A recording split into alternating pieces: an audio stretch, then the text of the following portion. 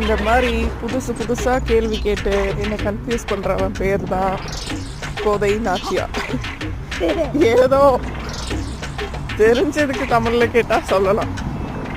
இவன் கேட்குற கேள்விக்கு பதிலே தெரிய மாட்டேங்குது நமக்கு. என்னடா ஏர்பாட்ஸுக்கு தமிழ்ல என்ன அப்படின்னு கேட்குறான். நான் வந்து காத்து பாடுனா கூடு மாதிரிடா, அதனால காத்து கூடு அப்படின்னு சொல்லுவேன்.